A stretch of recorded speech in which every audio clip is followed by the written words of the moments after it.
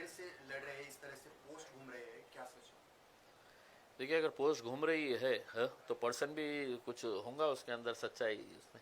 और पोस्ट घुमाने वाले जो है वो मेरे नांदेड़ के अहम जिम्मेदार जो है वो लोगों ने ये पोस्ट डाले हैं, क्योंकि उन्हीं की ख्वाहिश है कि नांदेड़ से इस बार लोकसभा का इलेक्शन हमने लड़ना चाहिए करके। नांदेड़ हमारे लिए एक बहुत इंपॉर्टेंट सेंटर है, वहाँ पे मजलिस को बहुत मकबूलियत मिली थी, बहुत अच्छा लोगों का प्यार मिला था जब महाराष्ट्र में पहली मर्तबा मजलिस आई थी। सबसे ज़्यादा कॉरपोरेटर्स हमारे नांदेड़ में ही हुआ करते थे।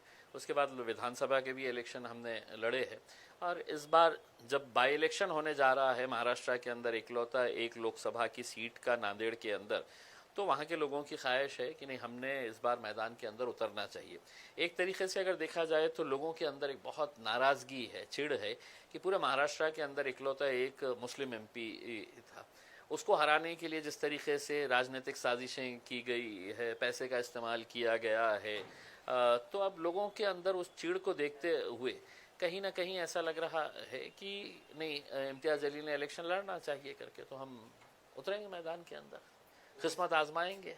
दो ही चीज़ हो सकती है, या तो आप हारते हैं या जीतते हैं, देखेंगे। ओवैसी साहब ने आप पर भरोसा रखकर आपके ऊपर ही सौंपा है कि आप कहाँ से लड़ेंगे, तो आपने वही माहौल क्यों चुनाया, वही विधानसभा का गढ़ क्यों चुना? देखिए, लोकसभा की एक ही बाई इलेक्शन की सीट आई है, वहाँ के जो सिटिंग एमपी है उनकी डेथ के बाद ये बाई इलेक्शन होने जा रहा है। अगर कोई और उससे बेहतर अगर होती कॉन्स्टिट्यूएंसी तो वहाँ पर विचार करे होते, लेकिन चूंकि इकलौती एक सीट है, और जैसा मैंने आपको बताया है कि मजलिस का और नांदेड़ का एक बहुत पुराना रिश्ता रहा है, हमारा बहुत अच्छा ऑर्गेनाइजेशन सेटअप है वहाँ पर, तो हमने नांदेड़ के अंदर जाने का फैसला किए है। आप और जरांगे की मीटिंग हुई थी, वहाँ पर कुछ अहम मुद्दों पे चर्चा हुई, तो कौन से मुद्दे थे, और उसके बाद आपने ये ठान लिया कि हमें वहाँ से लड़ना है? देखिए, मैं जरांगे पाटिल साहब से पहली मर्तबा मिला हूँ ऐसा नहीं है। जब उन्होंने अपना आंदोलन शुरू किया था उस वक्त भी मैं उनके गांव गया था। यहाँ पे जब वो एडमिट थे तो 2 मर्तबा मैं हॉस्पिटल जाके उनसे मुलाकात की थी। और इस बार यकीनन जब इलेक्शन के करीब अगर राजनीतिक पार्टी के लोग अगर एक दूसरे से मिलते हैं तो कोई मौसम के बारे में चर्चा नहीं करते हैं। नेचुरल है कि पॉलिटिकल उसके ऊपर ही चर्चा, और जो सोशल माहौल जो चल रहा है महाराष्ट्र के अंदर, इसी के बारे में चर्चा हुई होंगी उसमें, और हमने करे है।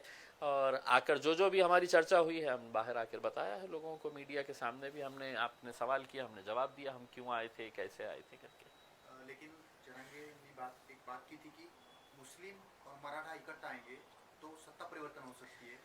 देखिए, जरांगे पाटिल साहब की एक बात मुझे पसंद आई थी, उन्होंने कभी भी मतलब ये नहीं कहा है कि किसी एक जात के ऊपर, उन्होंने कहा कि हम जात और धर्म के ऊपर उठकर हम सभी लोगों को समाविष्ट करना चाहते हैं जिन जिन लोगों के साथ नाइंसाफ़ी हुई है करके उसमें। और एक अच्छी बात यह है कि जैसा मैं जरांगे पाटिल साहब के बारे में यही कहूँगा कि देखिए, एक समाज, किसी एक मामूली सा आदमी, एक सादा सा आदमी गांव का उसके पीछे अगर जा रहा है तो कहीं ना कहीं उसकी जो प्रामाणिकता है अपने समाज के प्रति, इस वजह से पूरा समाज एक आवाज़ के ऊपर उठ के उसके पीछे जा रहा है। तो यकीनन अब हमारी भी सोच यही है कि जितने भी एस्टैब्लिश पॉलिटिकल पार्टीज़ और एस्टैब्लिश्ड नेता है महाराष्ट्र, लोग हैं तो उनका चेहरा भी नहीं देखना चाह रहे हैं उसमें।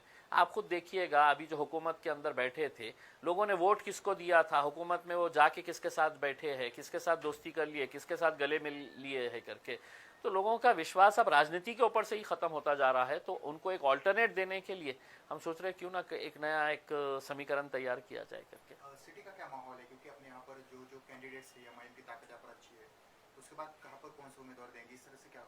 चलिए, शुक्र है आपने माना तो सही है कि एमआईएम की ताकत यहाँ पर अच्छी है, अच्छी ही नहीं है बहुत अच्छी है यहाँ पे। और हम पूरी मजबूती के साथ लड़ेंगे जहाँ जहाँ पर भी लड़ना है।